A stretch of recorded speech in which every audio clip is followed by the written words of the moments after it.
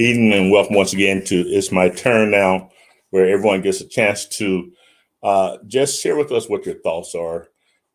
Sometimes it might just want to tell us how your day been. It's an interactive program where you can just express yourself, express your feelings. Tonight's topic is I want to make a broad subject because I want more people to feel comfortable participating. So I'm talking about what is your ideal relationship in regards to possibly uh, a husband, wife, girlfriend, boyfriend, just friends in general. Just what do you think is a good relationship? Last week we talked about friends, and so certainly everyone has a view on what they consider to be important in any type of relationship, whether it's your best friend, uh, what you look for in pastor. Some people want a relationship with their pastor, that the pastor can be available for them. Some people take time to speak with the pastor, talk to the pastor. Some people, all they do is come to church. So they don't really want close relationship with the pastor. I just want you to share with us tonight what you think is ideal relationship, where it's a family relationship, a friendship relationship, what you think is an ideal relationship. So I'm going to ask you, encourage you to share this right here with someone. Hit the share button, hit the like button. I want you to get involved and let me know what your thoughts are uh, regarding that relationship. So again, let us know that you're on here because if you don't let us know, we don't know that you're on here. So let us know. But before I do get started on that, I do want to make note that today is Mental Health Awareness Day. It's almost over, but it's Mental Health Awareness Day. I think it's important that we communicate regarding mental health. God bless you, Sister Poole. Greetings and praise the Lord. God bless. Thank you for joining. But I think it's important to give emphasis on mental health with this being Mental Health Awareness Day. There are so many things that are happening out here. A lot of individuals are dealing with various issues when it comes to mental health. And not unlike out in the world, there are people in church that are suffering from mental health. We all have different issues people are dealing with. And I think we need to be understanding, we need to be sensitive, as well as we need to be aware of what's going on. We need to be aware of those that are around us and not shun those people who are dealing with mental health, but to be more accepting and to be more understanding of those who are suffering with mental health, because it may very well be someone in your family that's suffering from mental health, and we have to be patient and prayerful and concerned. And sometimes you have to just be willing to reach out and say, "Hey, is everything okay?" So before I go to the subject, now I want you to continue just thinking in your mind as I'm going forward. What do you think is the ideal relationship? Whatever relationship you have, could be father, son, sister, brother, husband. What in your mind would you say this is the ideal type of relationship that I would like to have? So God bless you. Praise Sister Walton.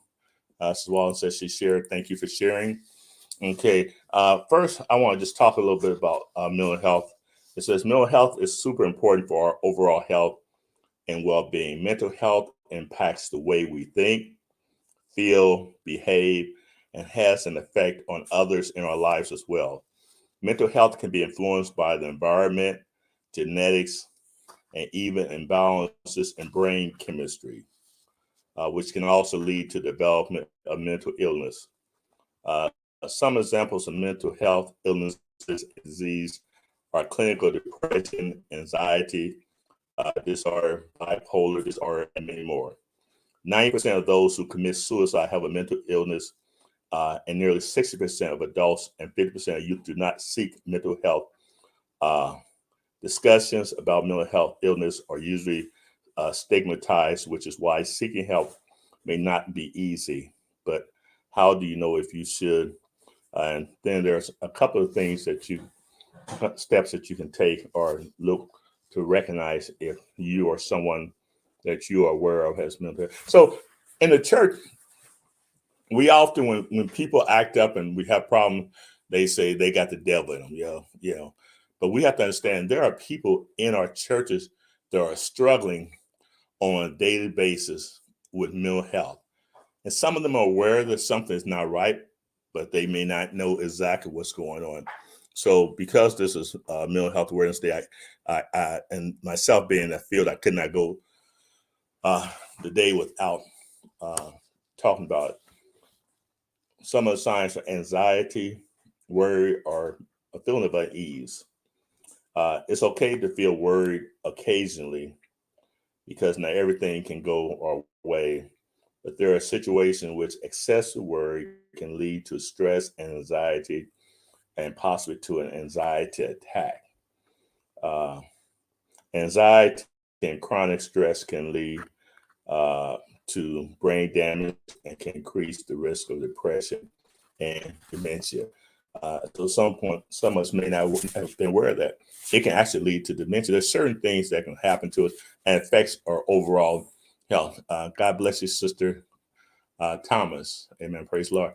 Again, encourage those who are watching, please share this right here. So, should I be ashamed if I'm having mental health issues?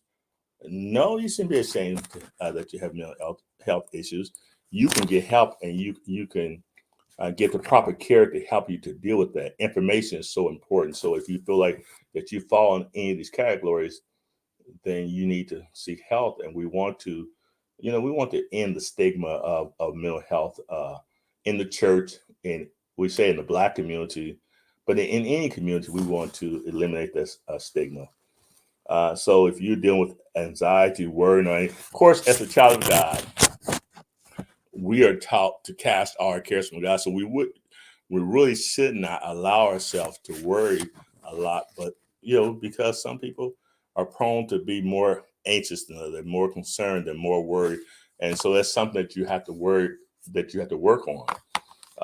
And there are ways to help it with that. There's ways to reduce your level of anxiety because you cannot have persistent anxiety, worrying about things. Some people worry about everything, and some people, when they watch the news, so much that's going on in the news, you just, things, I looked at today and they're talking about Russia and missiles and talking about Iran and so many things. We can become anxious and worry about those things. We have to learn how to cast our cares on God. But also there are therapeutic things that have to be done when you find yourself worrying excessively and full of stress and a sense of feeling unease. Also, persistent changes to your sleep schedule. Uh, it is recommended to receive 7 to 9 hours of sleep per night. And one of the things important is to kind of keep a regular a sleep routine. And I'm going to admit, I'm going to be transparent. I don't always do that. I know I should do it. I'm sure I'm not by myself, but I don't always keep it regular. Sometimes I stay up late. I'm one of those type of person. I can get up early, but I also go late, which is not good. I remember when I used to have to be at work at 5 o'clock. Sometimes I may not get to bed till 11:30, 12:30, sometimes 1 o'clock, which I know I don't do it now because I'm retired, but I know that can affect your overall mental health. When you're tired, restless, irritable, that will affect your overall mental health. It's okay to desire to lose a couple of pounds, but the method you go, now listen to this right here. It's okay to desire to lose a couple of pounds, but the methods you go about it can also determine whether you have a mental illness. Most eating disorders are developed by compromised cognitive function. For example, anorexia is often caused by a disordered view of the body. Being eaten, a total loss of control of appetite can be a mechanism to cope with stress, but it is not safe for the body. The brain becomes resistant to hormones that signal safety. It can also lead to obesity, diabetes, and other cardiovascular complications. I think it's important too that our perception of ourselves and uh, our reality perception becomes our reality.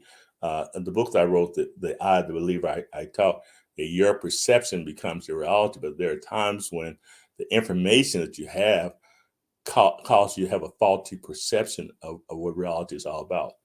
Okay, Elsa, I sleep every 3 hours for 24 hours, up and down every day. You sleep every 3 hours? Okay, all right. I don't know about that, and sometimes that can affect you. When you're tired, it can affect you. So whenever I have a new client, I do, or any therapist, they do what's called an intake, because there's some things there's medication, there's sleep, there's a lot of variables that can affect your mental health. There's some things, there's medication. There's medication you may take for one thing, but it may have an adverse reaction in another area of your life. So those are some of the things that you have to, be aware of. And so I would tell you this right here. As a family, be concerned about your relatives. As a friend, be concerned about your friend. If you see changes in a friend, show some concerns. Don't just blow it off and act like there's nothing going on, or I don't want to offend them. Sometimes in order to help a person, you just have to just be direct. Say, hey, I know some changes. Is everything okay with you? Don't let your friend or relative or family member, when you see changes, and not address those changes. Don't be afraid to address those changes, but be sensitive in how you address those changes. You don't want to say, "What's wrong with you? You moody." Say, I know there's some changes in you. Is there something? What is there something different? Is there something going on? And many times people want someone to show enough concern to ask them what's going on. Feeling guilty, worthless, or purposeless. Everyone fails, and it's perfectly normal to feel bad or regretful about the outcome. We all have those points in our lives where nothing is working out, but constant feelings of worthlessness and lack of purpose, and signs associated with the mental illness, particularly depression. So there are individuals that just feel like, I'm not contributing anything. I'm just worthless. So we have to, those are some signs as well. Sudden mood changes or emotional outbursts. To be happy, sad, angry, and excited are all emotions that we, as humans, can express. Rapid fluctuations of these emotions can be associated with bipolar disease, a mental illness that affects the rate at which these moods express. Sudden or sadness may also be a warning of depression. I recently talked about that, and I was saying it's the um, duration and episodes. How long does a depression last? And it doesn't mean that, hey, things are not right with you because you're feeling down. There's some times that there are situations that happen in your life that will cause you to be sad, and that's okay. And everyone deals with sadness and loss in different ways. There are times in my life, especially as a pastor, I tend to go to a lot of funerals, because the more people and more people you connect with, the more relationships you have when those individuals die, or someone connected with those individuals die. You feel the need to support that family. Uh, there was a number of funerals. I went to a funeral last week. Two or three people died, and just got the report that Bishop Farrington from Nassau, Bahamas, died on yesterday. So we want to pray for the Farrington, pray for that family. Uh, uh, Sister Jill Allen, Colbert Allen Hardy passed, which is a longtime friend. Want to pray for that family. Sister Tate, who passed a couple weeks ago, pray for. So there's so many things, and sometimes when you experience one loss after another, it can become overwhelming, and so it's human to, for it to affect. I remember, young people may not remember, but when the Challenger exploded, I don't know, back in the 80s, I think, with the Challenger exploded, there were a lot of people. I was working suicide that night. I had so many people call me, saying, I feel like I want to commit suicide uh, because of the Challenger. And so there are different things that can just affect people. There's different things that can affect you. So we just have to be aware of those things. Sudden mood change, withdrawal from life, feeling depression, unhappy, not feeling yourself. So these are some of the signs that we want to deal with. Okay, so we want to get to the subject. What is the ideal relationship that you think is the ideal relationship? We talked about as far as we started on last week. We talked about friends, the ideal relationship that you would have with a friend. What do you expect? Sometimes people expect too much from a friend. Do you think that your friends expect too much from you? What type of relationship? Some people feel like they have to see their friends and talk to them every day, and some people, well, you didn't talk to me today, and then they're upset. Do you feel that your friends, you don't have to call any names, but do you feel that you have a friend that seems like they always, they're offended if you don't talk to them? Or do you have a friend that some friends, well, they really have a problem with seeing you with other friends. They, okay, you go out with some other friends and now they feel like they're neglected. So tell me about it.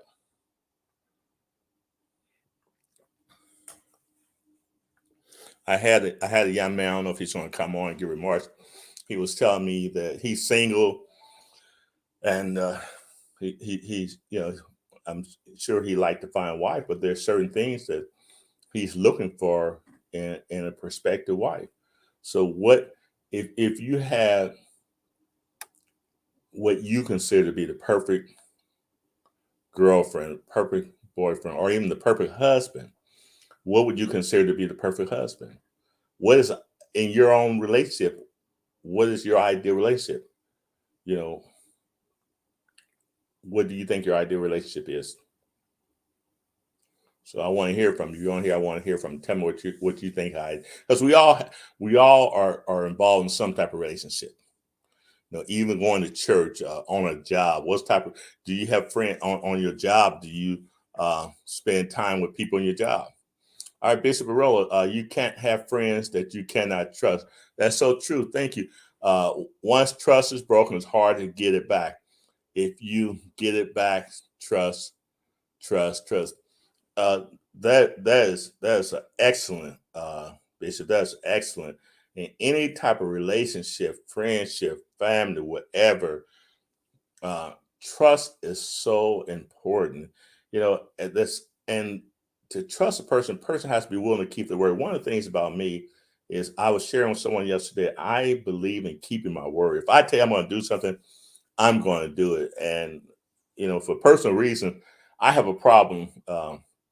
With someone who says they're going to do something. Ideal relationship with me is somebody that's going to keep the word. If you say you're going to do, I'll give you an example. If we're supposed to go somewhere and you tell me that, I'm going to pick you up at, say, 10 o'clock, you tell me you're going to pick me up at 10 o'clock and I'm waiting and you don't show up, I've got a problem. Now, granted, there have been times that I've told people I'm going to be there at a certain time and I'm late. Try not to be late, but I'm late and I'm getting a lot better. But what I will do, I will call the individual, say, you know what, I'm running late. But I've known individuals that will schedule to get together to meet and do not call, do not show up.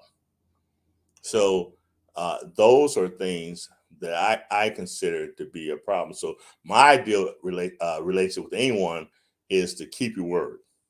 Say what you mean and mean what you say. So I agree with you, Bishop Roll. That's perfect. And some people just are compulsive liars. I just have to hate to admit some people are compulsive liars. And if you have a friend that that's a liar, I would have a hard time connecting with someone like that. So and people try to keep your word. Try to create a relationship where people can trust in you, because everybody doesn't have to be your friend. A friend is an option. Because you're saved, I'm saved, does not mean I have to be a friend. I can like you, I can associate with you, but I don't have to be your friend. And so when I say that, because people who are spiritual say, okay, he's talking about you. Well, you're supposed to love me. Yeah, I can love you, but everyone, I guess, I would say that there's different types of friends. There's close friends and there's distant friends. There's close friends and friends that you deal with a long handle spoon, as they say. So Jesus has inner circles. So those who are spiritual, he had his inner circles. Those disciples, many times James and John, he showed them, revealed certain things. And so there was a difference. So sometimes people who are so spiritual, how you supposed to like everybody should not be no respected person. And so I could talk about the respected person. My perception, my idea of a respected person is totally different than what most people think. I'll go ahead and tell it. When I think of respected person, when we as humans have respect person, we respect a person because of what they can offer us or what they have to give. But I think that there are certain people that you spend time with. It's not because of what they have to give; it's because of the relationship that you have with them. So if I'm just going having a friendship because of what you can do for me, and I'm not going to be with someone else, because I have friends that have money, I have friends that don't have money. So I'm not respecting the person for what they have. It's the relationship and how we interact. To me, that's important. Okay, Brother Ezra, God bless you.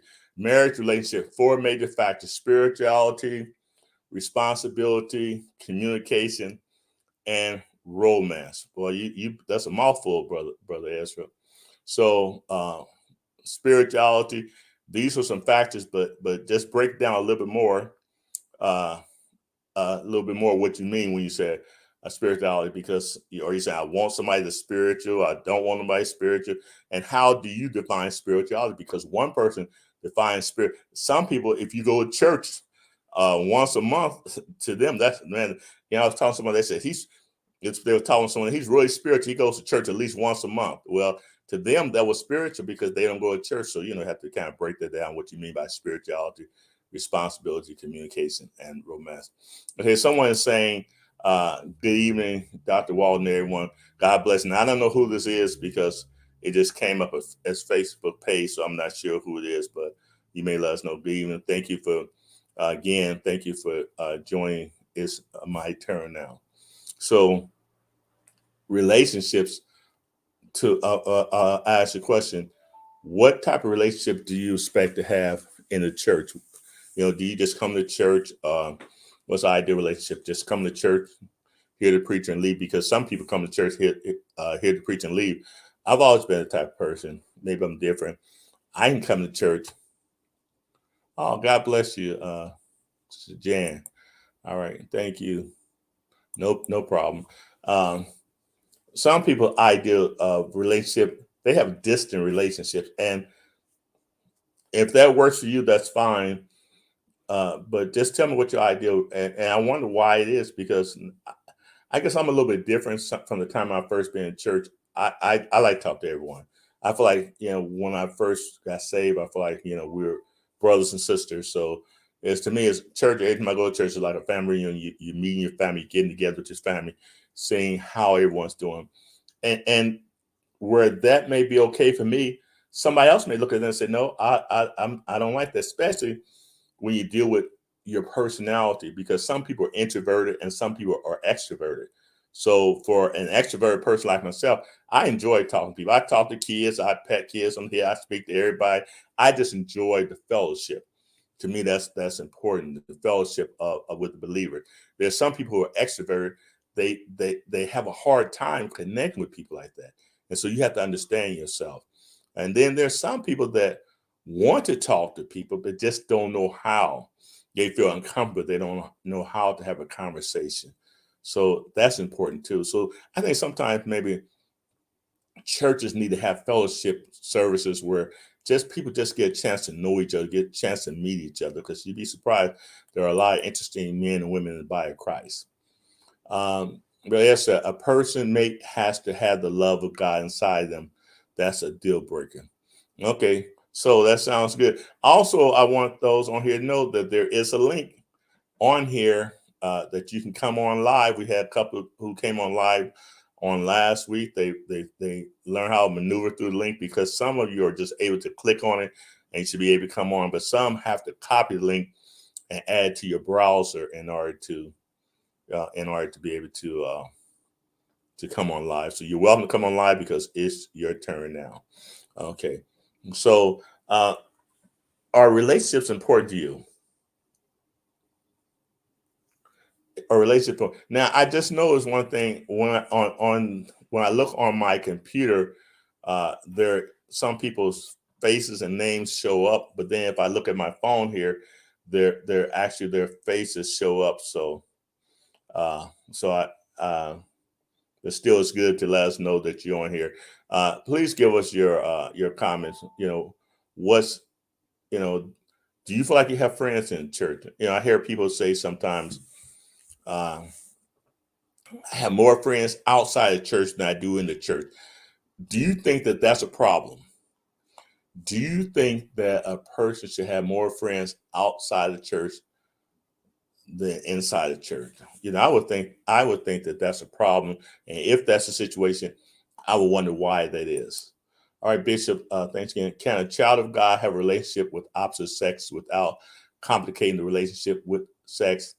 Answer: now without prayer and God. Okay, so you gave me the answer already, and that's an interesting question. You could really do a whole segment about that because there are a lot of people who ask the question: can two people of the opposite sex have a healthy relationship, have a healthy friendship over a period of time? I've had women say, "Well, this guy is my best friend," or I've had guys say, "She's my best friend." So, is that a healthy relationship? Would you consider that to be an ideal relationship? Because some women, they do feel like a lot of ladies, I hear them say, "You know what? I feel more comfortable talking to guys than I do women," and they tell me that women are more critical. So, you ladies out there, tell me what you think. Do you think that's okay? Can you have a healthy relationship with another male? Now, I know some married couples that maybe the wife might have a friend that she goes out with, and husband may have a friend, and the other spouse doesn't mind. But it's a healthy. Can they continue over a period of time? Can they maintain a healthy relationship? But y'all, if you're quiet out there, I know you got some thoughts on that. Don't be afraid because it's your turn now. Don't be afraid.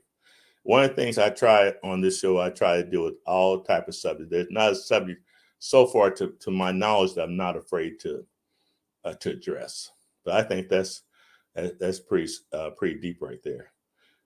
Who is your best friend? Are your best friend all female? Your best friends male, or do you have a combination of male and female? And what's the ideal relationship that you think?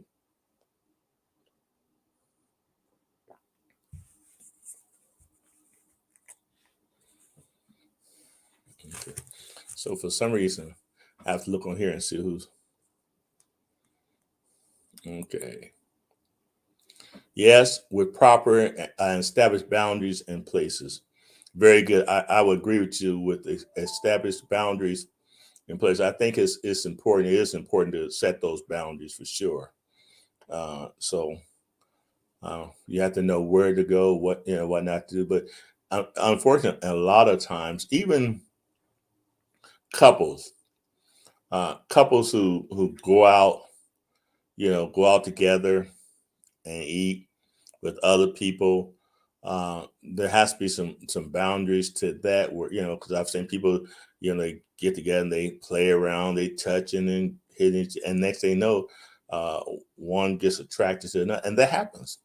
It happens because they have not set those boundaries. So, Sister Jan, I agree with you 1% on that. They have to set those boundaries. You have to be careful. Bible says, "Give no occasion to the flesh to fulfill the lust thereof. Make no provision for the flesh to fulfill the lust thereof." So we have to be very careful because we're human. We are human, and you have to set those boundaries uh, and put those in place so that you won't get off track. All right, this is my niece, Sister Renee Blackman. I have more friends. I have made friends for 20 plus years. Very good. And I think that when you set healthy boundaries, you can have and maintain great friendships. Renee, I've had friends. I have a friend of mine we've had since the second grade, and because I've been learned, an ideal relationship is a relationship where you respect the other person, they respect you. I respect my friends. I respect the relationships that I have with them, I don't expect to be in their face all the time, and they don't have to be in my face all the time. Okay, let me see. Three brothers since college, but never seen them anyway. Then this, and they know not to go there. Okay, that sounds good, and I think it's important to set those boundaries to because you just never know what a person is dealing with.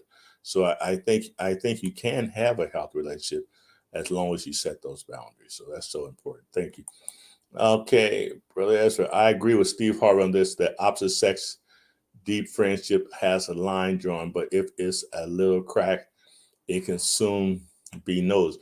And that may be true, Brother Ezra. And what Ezra is saying, what I'm hearing you say is that you can have a friendship, but if you get too close, then if one person is not strong, then it can open up an opportunity. But you got to know yourself. You have to be honest with yourself. Uh, if you see that you and a person is getting too close, then you have to back up. You can't continue on if you know that that's a problem. Okay, let me see. I always been more connected. Have one lady best friend, 34 years, and that's good. That's good. You know, here's two is a healthy friendship for some people is someone who they can confide within. See, if you have a good friend, I would hate to have a friend that I confided with, and then I hear it through somebody else, and that's what happens in a lot of relationships. Sometimes the individuals that cannot hold water. If you have a good friend, you expect confidentiality with that friend. You expect to be able to say, hey, I got a problem. I can talk to you. And pastors have a problem with this right here because not many pastors feel comfortable sharing their vulnerability with anybody because they don't know at any given time that person is subject to disclose whatever was said. And you have to know the temperament of your friend too. My idea of a relationship is someone that has even temper personality. Because if you don't, some people are flighty. Some people that uh, they can be your friends today. If you say one thing wrong, they get mad at you, and guess what? They will turn the tables on you. So my idea of a friendship relationship is somebody that I can trust, that I feel comfortable talking. And as Renee was saying, she had friends for 22 years. I've had friends for 45, 50 years. And after a period of time, you get to know your friends. You get to know those type of relationships. You get to know who you can talk to. And I do have different types of friends. I have some friends I can talk about one thing, and another friend I can talk about something different. So I have different types of friends, and you have to know. You have to know who your friends are. You have to know what type of relationship that you have. And some types of people are relationship are business relationships. You have people that you work together in business, but doesn't mean that you can have a relationship that we can go out. I'll say for a cup of coffee. In the world, a lot of times people say we can go out for drinks, but I'll say go out for a cup of coffee, a cup of tea, or whatever. And so it's people that you feel comfortable doing that, uh, but you don't feel. But then again, if you're single, that may be the start of a good relationship. Someone who I can talk to. What if someone here is single? Tell us what do you consider to be the ideal relationship? What if you're a man? What do you feel would be the ideal male? Or if you're a woman, what would be ideal male? If you're male, what you think would be the ideal woman? What you think would be the ideal woman? Can you handle somebody that's so particular? That's so particular that you have to have everything just right. You know, Relationships can be complicated. Relationships can be a healthy relationship, a good relationship is not always easy. And that's why people, I deal with marriage and family therapy. And that's why sometimes people expect too much out of the relationship. And some people don't expect enough. Sometimes people give too much, and there's some people that don't give enough. So there has to be a balance. Okay, Bishop. Put no confidence in flesh. Don't trust your faulty hormone. And before marriage, check that pedigree on both sides: mental illness, sickness, means abuse. Yeah, that's so true. There, the dating game has changed. It's changed tremendously throughout the years. Hey, someone may not agree with me, but I feel like you know if you think about marrying somebody and you're financially responsible, you may need to do a credit check. Check that credit. Now you may check the credit rating. The credit rating may not be up to par, but at least you know it, and that can be a starting basis. So I think that if you're considering talking to someone and finance is important to you, then that's something that is nothing wrong with checking into that. There's nothing wrong with that. So, what is your ideal relationship? I mean, do you have anyone here that has what you consider a lasting relationship? I see where Renee says she had 34 years, and that's great. Some people don't have friends, and sometimes it's not always their fault. Sometimes people have friends that they put the confidence in, and they will still be their friends today, but the friend let them down. So Jan said, as a single female, my idea of a good and healthy relationship is an equal balance of give and take. It takes two to make a relationship work. And that's very good, Sister Jan. But, you know, I think, we probably, would want to go into a little bit more when you say give and take 50-50, because what do you mean by 50-50? Because sometimes the scripture says this, right? To whom much is given, much is required. So for instance, now what if you marry a gentleman that made less money than you? And I'm just saying this, I'm not saying it's wrong, I'm not saying it's right or wrong. Made less money, but he was a cook, he was provided, he contributed, and you know that he gave the best that he could. What would that be the type of relationship? And if you say I want a brother that's going to make more money than me, and that's okay too. But these are things that we have to take in consideration when we're talking about an ideal, what we think of ideal relationship, because you have to ask yourself what do you value the most, what's important to you, and go from there. So a lot of times people say 50. I hear a lot of different interpretations of what 50-50 is. What does that 50-50 mean? Are you expecting them to give? But if you have a person who's not selfish, now if you have a person who's selfish and they don't really want to contribute, then that's a problem. But if you have a person who is given the best, they get 100% of what they have to give, and 100% of what they have to give is not quite, um, you know, 50% of what you have to give, then that's a different situation. All right. You were speaking on the word spiritual when I came on, and I still got totally confused by a person who said they were now in a spiritual marriage after a short dating cycle. Do you think they had sex and then made a promise to marry in the spirit? Now I must have missed that one, sister. If I think I missed it. You were, let me see, let me read this one again. I had to scratch my head on this one because I think I might miss it. You were speaking on the word spiritual when I came on. I still got totally confused by a person who said they were now in a spiritual marriage after a short dating cycle. Do you think they had sex and then made a promise to marry in the spiritual realm? Well, you know what? Um, Used to be a time that you wouldn't, that'd be a no-brainer, but I hear so many different things. People have so many different views. uh there are some people who subscribe to that. I necessarily, I wouldn't subscribe to it. If you gotta have a spiritual relationship, some people say, well, how do you know if you're compatible in a physical aspect unless you get along? How you know that you can stay with the person until you live with them? How do you know if you can stay with a person after you start living? Because things change. I don't care. I've dealt with clients who have lived together 10, 15 years, and once they get married, the whole dynamic changes. So premarital sex or living with the person is, I would not say would necessarily be the answer. And I think that's somewhat of a deception because people can change. I think I found out that once a person, many times in a relationship, uh, if a person feels that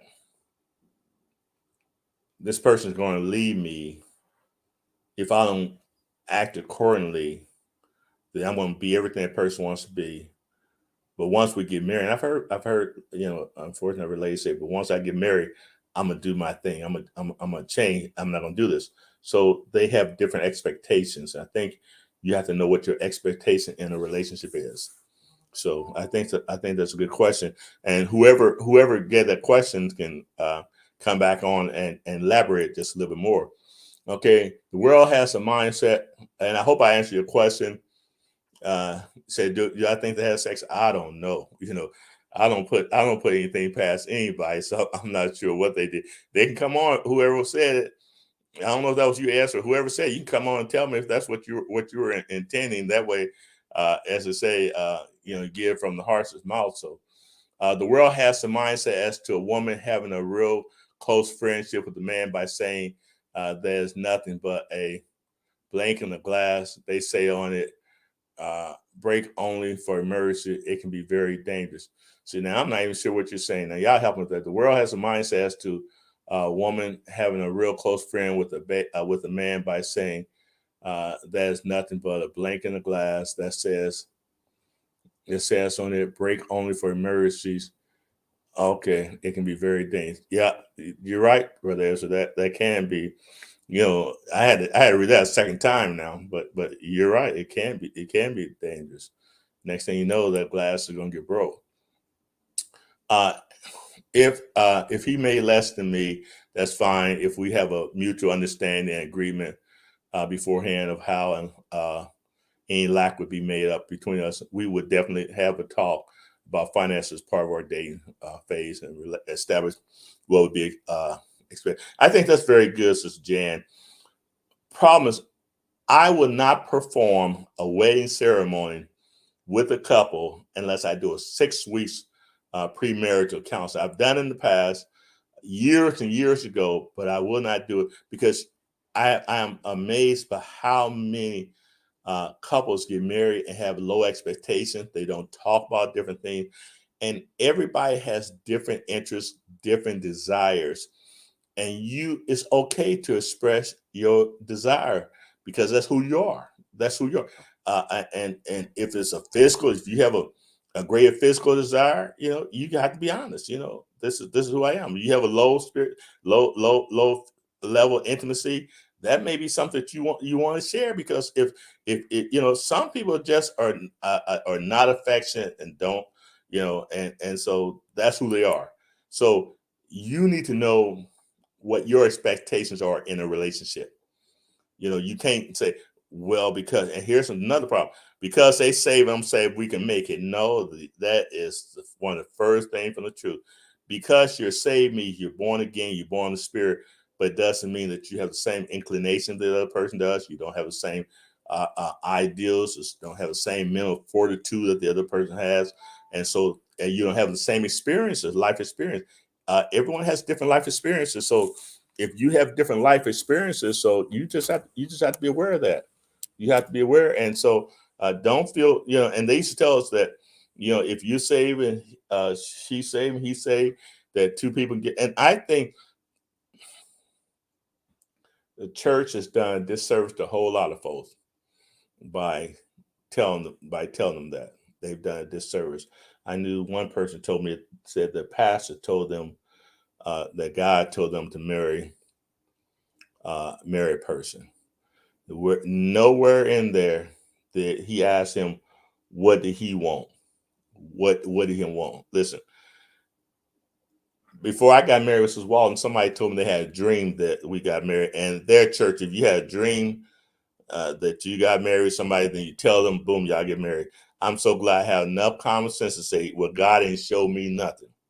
So you have to be careful and know what you want, and don't let anybody, you can adjust what your expectations in a romantic relationship, friendship relationship, any type of relationship. You can adjust what your expectations are.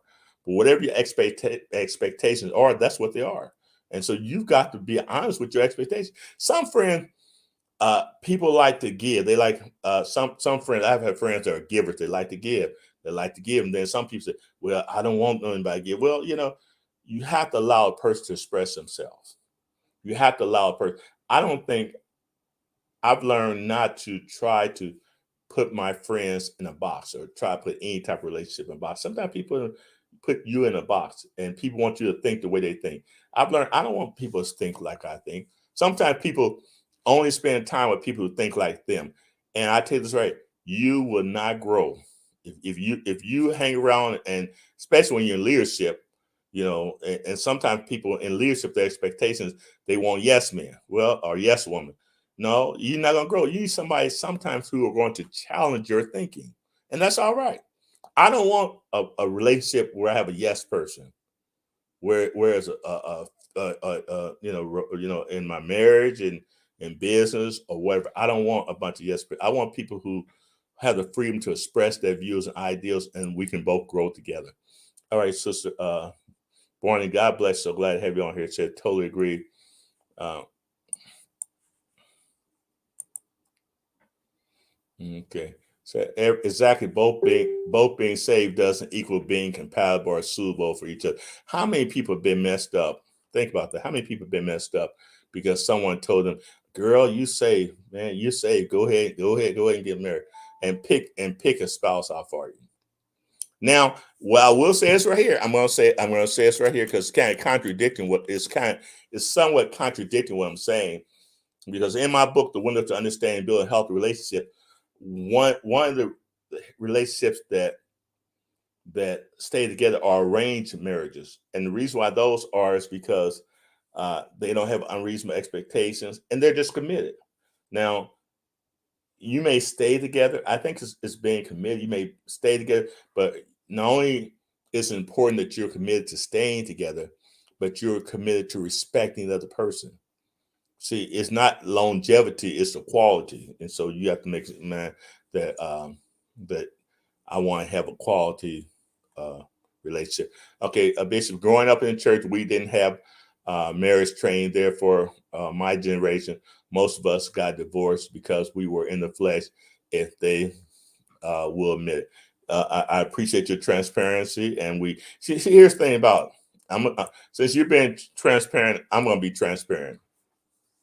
When I first got saved, I was spiritual, man. I was so saved. Hot Mashan, I'm ready to shout, man, to drop a head. And man, when I first started looking at girls, man, they didn't bother me at all. I mean, I told somebody that looked like trees to me because I was just caught up in the spirit. Well, not long after that, next thing I know, the girls started looking good to me.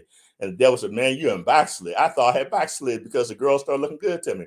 And I was ashamed to tell anybody in church. I said, "Man, the girls, all of a sudden they started looking good to me." I said, "Man, I'm not backslid." I said, "I must not be saved." But I finally was able to tell a Sunday school teacher of mine. And I was finally able to tell a Sunday school teacher of mine. He said, "Man," he said, "listen." He said, "Thank God that you had that desire." But I said, I know, I know what I said. I said, "I told God to take away, the interest of desire I have." He said, "You don't want God to do that. You don't want him to take that away." And so I understood then that there are some natural inclinations that we do have. And so you just have to be prayerful, and you have to know yourself. You have to know yourself, have to know uh, you know, uh, who you are. You have to know what your desires are. Some people like big women. If you like big women, that's all right. If you like skinny women, that's all right. But know what you know, and know what you like, and go with it. Don't let somebody else tell you what you like. Okay. Esther says, it was taught by a great pastor that these three things in a marriage affects each other. If one is messed up, it will in time affect the other two: love, money, and sex. No finance, no romance. And so that's true. Um, you know, that's true. I think, brother, as I think that when a person, that's why it's important to know that it's important to know there are some people that just have some strong physical drives, and some have less. uh, but a lot of that has to do with modern day people have so many different intimate partners that then that becomes a problem. But I think when you love a person, say, it's almost like, say, if you really love a person, then if you were to marry someone and they develop a handicap, you will learn. If you really love the person, you will learn to adapt to that. So I think anything that a person deals with or goes through that's beyond their control, and you really love that person, then you are able to accept that. You know, if it can't be a physical relationship. I've seen a lot of people who have a physical relationship, and that's all they have. It don't work out. I know a lot of people that have finance. They got plenty of money, but they can't get along. They're broke. So you gotta have love. Love conquers all. Okay, God bless you, Pastor Christian. Thanks for joining us tonight. Let me see. I'm still having problems. So now I haven't really got anybody on here to tell me what your ideal in a relationship. Pastor Rillo talked about trusting. Where does your friends? What do you expect in a friend? What do you expect in an employer? Do you just go to work? Because some people have some that they're at work most of the time, and so um, because they're at work most of the time, those are people who they see all the time. And I had a young lady, she was a Caucasian lady, and we both worked the night shift. She said, "Well, Anthony," she said, "I see you more than I see my husband." She said, "See, they might think these kids are mine." She was trying to be funny, but because we work together, sometimes you are in a relationship with people. A lot of times you see people more at work than you do at home. So you have to establish healthy relationships and know what's expected. You don't want to put anybody, your family, sometimes even brothers and sisters. What do you expect in a relationship? There's sometimes, people are in relationship.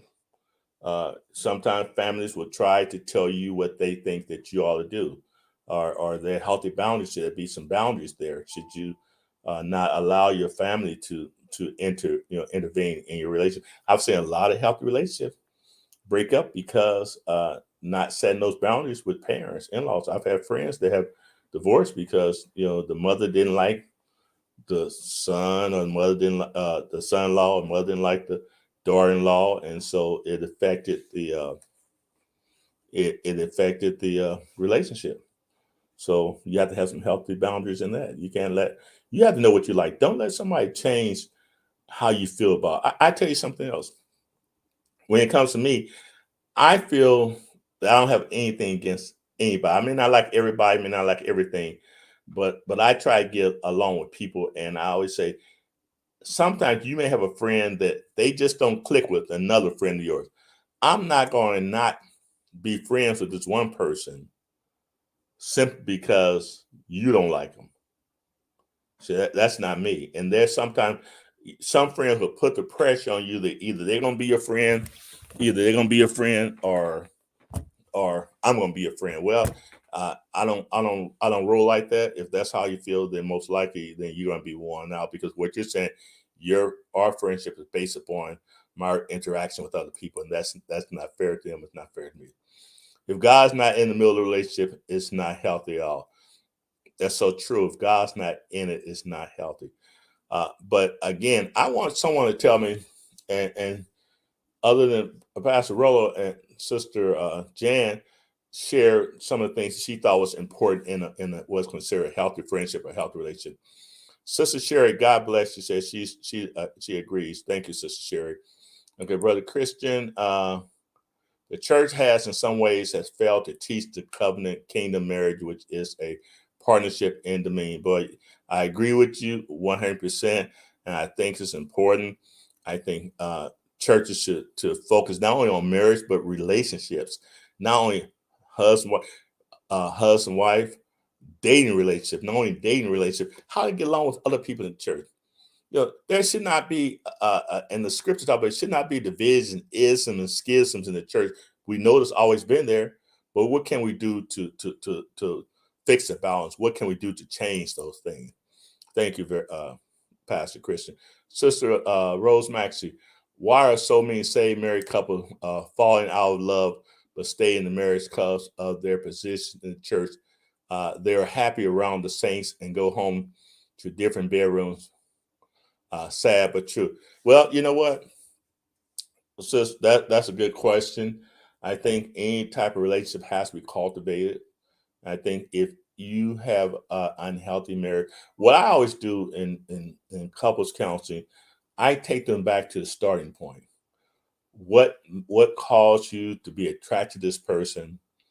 Uh, of all the people you could talk to when you were single, why did you pick this person out? And then you have to ask yourself, what has changed, and why has it changed?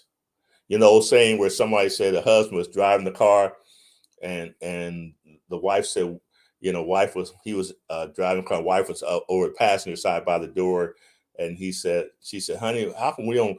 I remember we used to drive together, we used to be all close, and now look at. He said, well, honey, I ain't changed. The steering wheel is still there. In other words, he said she moved. What has changed? What caused you? You know, what caused the separation? Sometimes we don't cherish what we have. We don't cherish what we have to have. But then again, Sister Rose, it may be the reason why they got into a relationship. Why did they get into the marriage originally? Because as someone said earlier, sometimes you know people have the wrong reason for getting into marriage. Sometimes people expect marriage to be a cure-all, and marriage is not a cure-all. You're still gonna have problems. And then you have to ask yourself, you know, when you're talking about what my expectations in a relationship is, what are your compatibility? You know, in my book, The Windows to Understand Building Healthy Relationships, I have a workbook, and I address that in the workbook. Would you prefer to go on exotic vacations, or would you like to stay home, you know, reading a book? And so if you marry someone and that's predominantly they love going on vacation, they love traveling, and you just want to stay home, you know, then that may be a challenge. So these are questions that you have to ask yourself. And that's a good question, Rose. Was compatibility in that? And that should not be. Should not be. And sometimes people put on just because they want the church to see it, but it ain't what the church think. You got to, you know, you have to make yourself happy. Sister Sherry, God bless you. Been praying for you. Thank you for being on the program, Sister Sherry. You're in my prayers. Okay, Brother Ezra. I know a married couple who gave into having a threesome. Okay, I was gonna ask. I assume they're not in church. Like Ann Leonard said, whenever that happens, it doesn't end well. The new one will express one of them so much. The new one will impress one of them so much that one of them will start meeting them off to the side, and the marriage is over. Sometimes it begins a terrible gay relationship. You know, I actually had a client that unfortunately that's what he did. He always wanted to have a threesome. I guess you know sometimes we watch TV, we watch all this crazy stuff. It gets in the spirit. He wanted to have a threesome, and his wife ended up liking the other girl, and his wife actually left him for the other girl. So we have to be very careful. But you know that's not godly. And anytime you're doing things there are not godly, you can expect some challenges. Okay, Pastor Barney, that term falling in love can be very dangerous. Loving is ongoing. You're so right, Pastor. I always say that we choose to love. Love is not just something that happens. You don't just fall in love, you choose to fall in love. It's a process. You don't just fall, you look at somebody, they look good to you, you say, I like this person. I would like to get to know this person. It's a choice. Because if you look at that person doesn't measure up to what you like, you're not going to fall in love with that person. You get fall in love because you begin to connect with that person.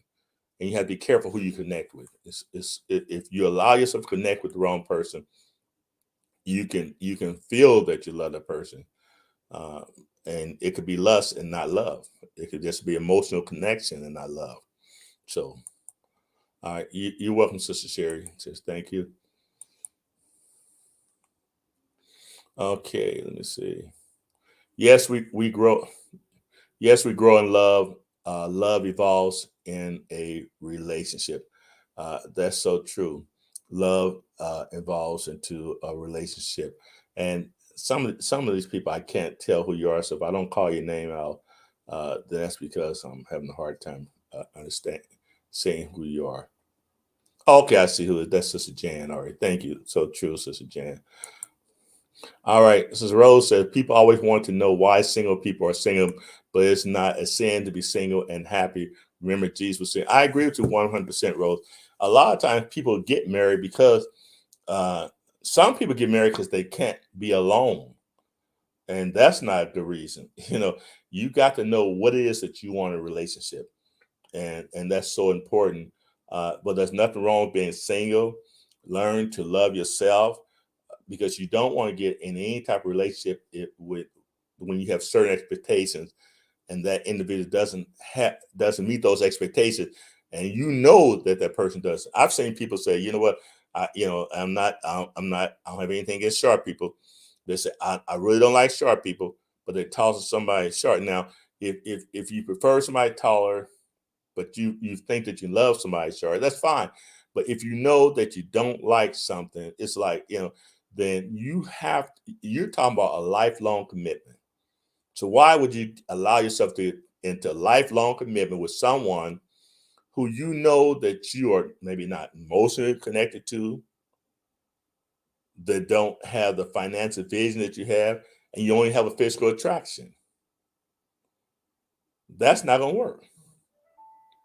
So what if you have somebody you have a physical attraction to, but they don't have no financial goals? Then that's not going to work. So you got to be honest with yourself and know, and it's better to be by yourself than be with someone that you're miserable with. And that happens a lot, because then that happens, then that's when they come to me saying, fix my marriage, and I can only try to give them resources they need to try to make positive changes in their relationship. Bishop, love should grow over the years, not decline. Love takes growth on both parties. That's so true. It should grow over the years. It is give and take. So again, when we talk about relationship, you want someone who you can communicate with. The challenge in a healthy relationship is the fact and ability to be able to have someone. I'm going to say this right here because I deal with this as a therapist. Too many times we take the other person for granted. And you have to realize, have had men say, "Honey, don't nobody want you but me." You are fooling yourself. What made you want her, didn't you? What made you think somebody else don't want him? Or a young lady say, "Well, don't nobody want him for me. He's old." Listen, you want him, didn't you? Do not take the other person for granted. Spend time where it's a friendship, even if it's just a friend. Spend time with your friends. Talk to your friend. Do not neglect your friend. Your friends say, "Hey, I need to talk to you." Well, I ain't got time. Take time for a friend. Develop and cultivate those relationships. And what happens in many times in relationships, you usually talk together, and then all of a sudden you become common, and you don't value the relationship. Just like anything else, you get a shiny new car, you clean the car up, you wax it and wash it, but after the car gets old a little bit, you start neglecting it, let rust get in the car. You've got to maintain that car, or else the car is gonna fall apart. You have to maintain any type of relationship. I don't care what kind of relationship, brother, sister, husband, family, wives, cousins. You have to cultivate and maintain that relationship if you're going to have a healthy relationship. So what happens is sometimes you take the other person for granted. All of a sudden they were someone else. They find someone that really values them, and they begin to talk to that person, and the person expresses the admiration they have for the person. And we're human, and people want people to appreciate them and value them. So when a woman feels that a man does not appreciate her or value her, and she finds that another man does, then she has to be spiritual and sensitive enough, because he can feed to her intentionally or unintentionally just what she desires. And so where the husband think I don't really care, then he's neglecting his responsibility as a husband. When he neglects his responsibility as a husband, then the enemy is willing to step in. And there may be people that really appreciate what you have when you don't appreciate it. And I've seen guys who don't appreciate the wife, take them for granted, and as soon as they leave them, then they say, I'm gonna kill him. I'm gonna kill him. I'm gonna kill them both. Because, well, listen, you should have had that same amount of passion about loving your spouse before she left, or you wouldn't have that problem. Okay, brother Ezra, I know two married couples, four are dead now, but they for years had separate bedrooms for years and still in love with you. You know what, Brother Ezra? I remember some friends of mine, they was like Leave It to Beaver, their parents slept in separate bedrooms. But you know, people have issues. Now some people have snoring issues, some people have sleeping issues. So I don't think it's always you have to be in the same bedroom. You know, that has to be a choice that the couple makes. You know, and so the question is how much do you love that person? So I've seen people who one person may have been sick and physically unable to sleep in the bed, so that's the problem. So I hear what you're saying.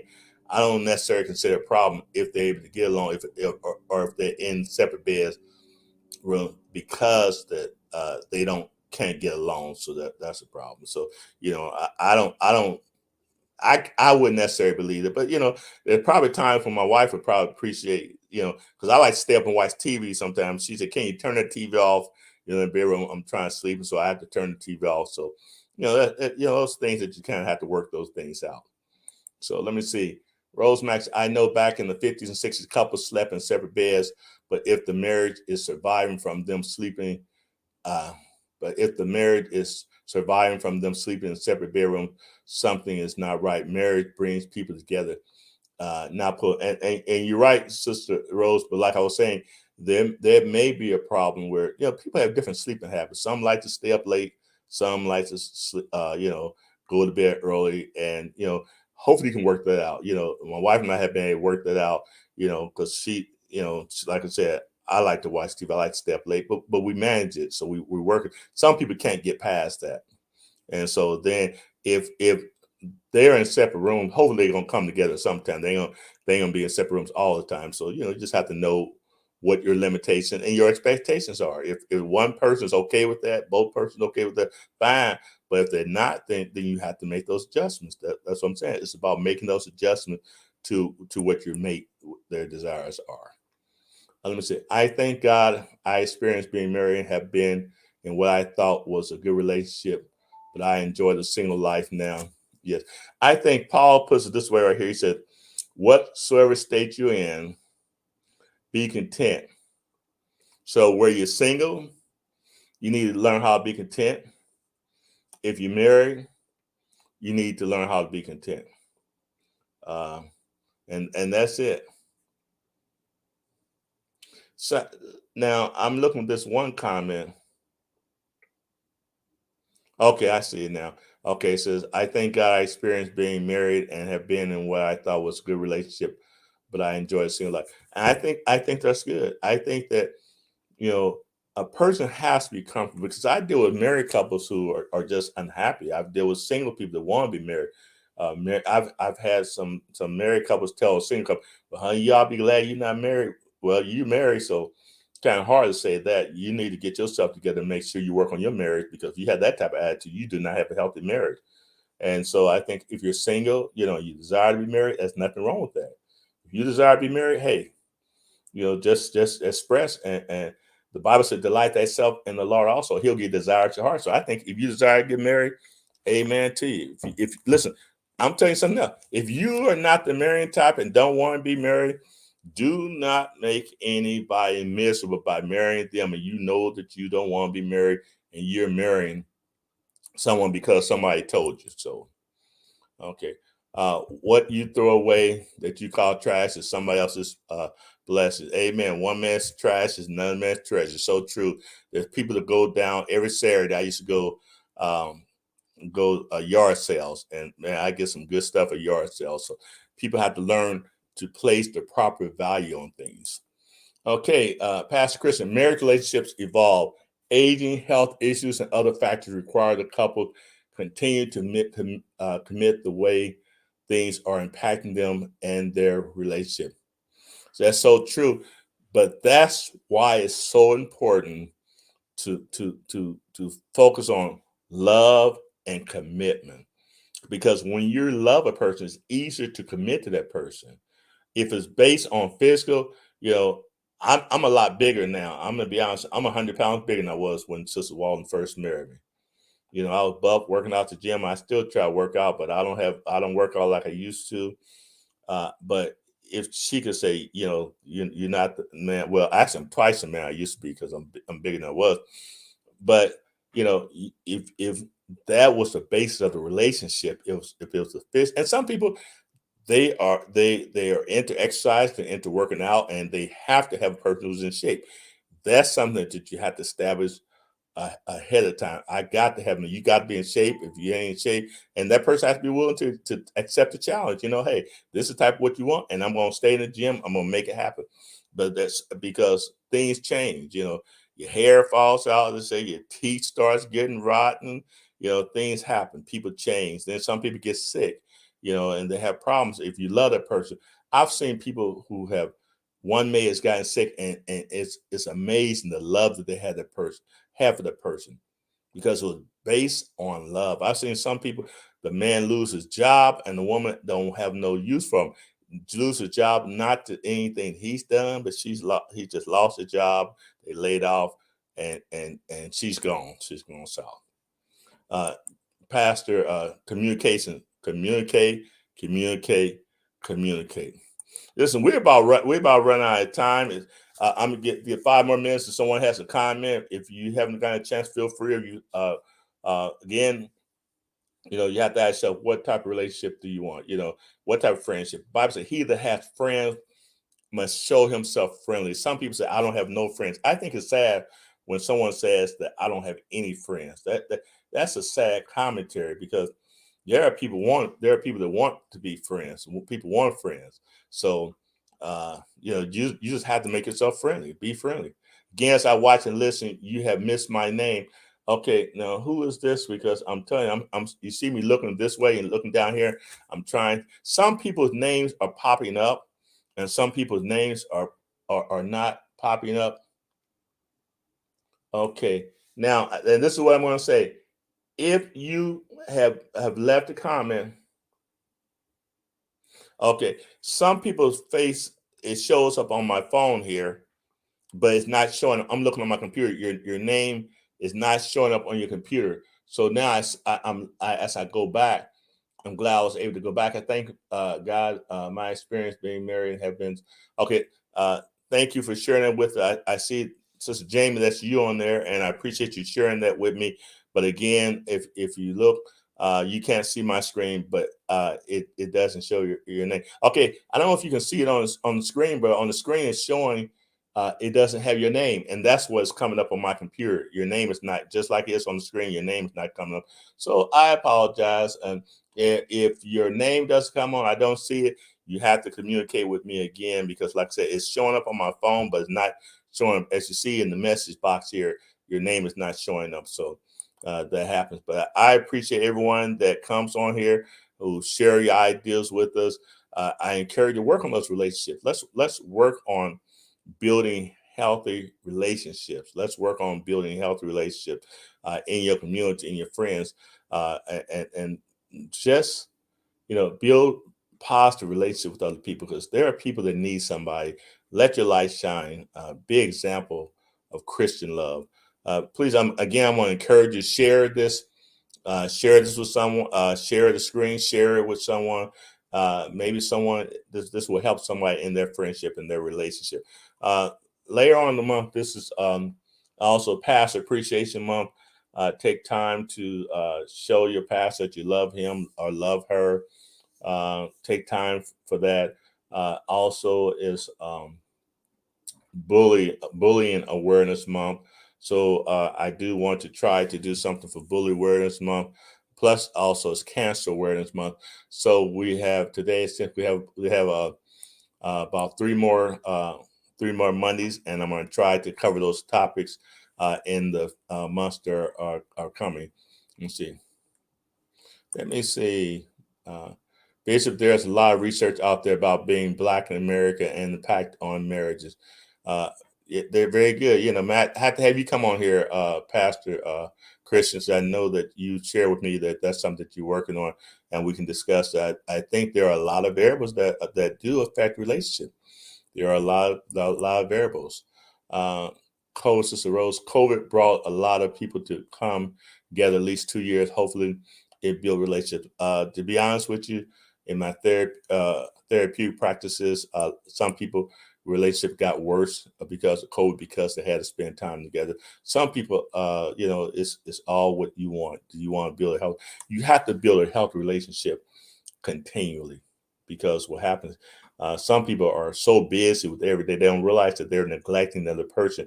But now that they're staying home, then they really were not able to realize how much they did not have in common. So if you don't have things in common, you have to build some commonality. Again, I tried to deal with the subject today, not only a husband, wife, but any type of relationship. A good relationship is you and your friend have things in common. Y'all can share things. Y'all can talk about things.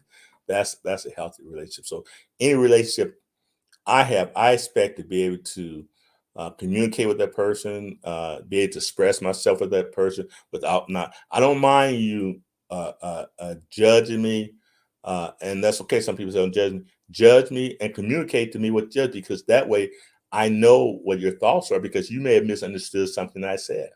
So I appreciate people sharing with me, say, I didn't like this, or whatever they didn't like. I appreciate that. So, so I can grow, so the relationship can grow. You want your relationships to grow. You want to have healthy relationships. Do not be in any type of relationship. Do not expect less of yourself, and don't allow anybody to give you less than you deserve. Do not allow someone to be dismissive of you.